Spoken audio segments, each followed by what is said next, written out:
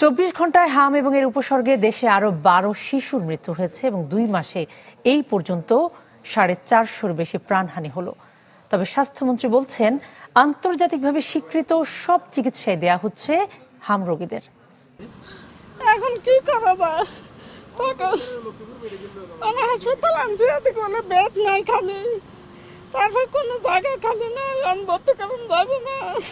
নিউমোনিয়ায় আক্রান্ত 9 মাসের মাইমুনা বৃহস্পতিবার লক্ষ্মীপুর থেকে ঢাকা মেডিকেল কলেজ হাসপাতালে ভর্তি করানো হয় তাকে। চিকিৎসকরা জানান, আইসিইউ সেবা দরকার মাইমুনার, কিন্তু ঢাকা মেডিকেলে ফাঁকা নেই একটিও সিট। তাই ছোটেন বেসরকারি হাসপাতালে। একদিনেই খরচ হয়ে যায় 23,000 টাকা। পরে দিশা না পেয়ে ঢাকা শিশু হাসপাতালে আইসিইউর খোঁজে গেলে সেখান থেকে ফিরতে হয় খালি হাতে।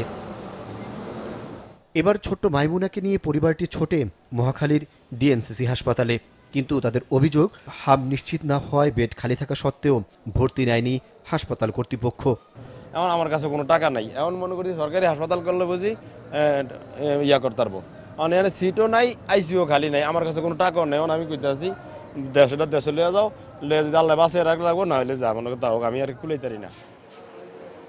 এমন আরও একটি ঘটনার সাক্ষী চ্যানেল 24। সংক্রামক ব্যাধি হাসপাতালে চিকিৎসা নেয়া এই শিশুটির বয়স 1 বছর না হওয়ায় ভর্তি নেওয়া হয়নি ডিএনসিসি হাসপাতালে, বললেন স্বজনরা। আমাদের রিলিজ দিয়ে দেয়, আমরা তারপরে বাসায় চলে যাই। তারপরে 2 দিন বাচ্চা ভালোই, তারপরে আবার ডায়রিয়া শুরু হয়েছে। ডায়রিয়া ভালো হওয়ার পরে আবার জ্বর, ঠান্ডা, কাশি, ওইগুলা 3 দিন পরে আবার হাম হচ্ছে। মহাখালীতে বিশেষায়িত এই হাসপাতাল পরিদর্শনে আসেন স্বাস্থ্যমন্ত্রী। জানান, প্রাদুর্ভাব মোকাবেলায় সরকার সর্বোচ্চ চেষ্টা করে যাচ্ছে, কিন্তু স্বল্প সময়ে নানামুখী প্রতিকূলতায় পেরে ওঠা যাচ্ছে না। ওয়ার্ল্ড হেলথ অর্গানাইজেশন তারা নিজেরা বলেছে, পৃথিবীর ইতিহাসে এত স্বল্প সময়ে এত বিশাল একটা জনসংখ্যার জন্য এত তড়িৎ গতিতে এত প্রচুর ভ্যাকসিন আর কোনো দেশ জোগাড় করতে পারেনি, যেটা আমরা করেছি। আমাদের দেশে বা আন্তর্জাতিকভাবে অ্যাভেলেবল এমন কোনো ট্রিটমেন্টের দ্বারা নেই যেটা আমরা করতেছি না। বাট পুষ্টির অভাব একটা বিরাট কারণ। স্বাস্থ্য অধিদপ্তর জানিয়েছে, গেল 24 ঘন্টায় হাম ও উপসর্গে আরও 12 শিশুর মৃত্যু হয়েছে। এ সময় এ রোগী হাসপাতালে ভর্তি হয়েছে 1313 জন রোগী।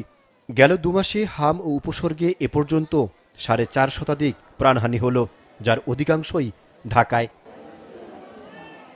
আহমেদ সোহাগ, চ্যানেল 24, ঢাকা।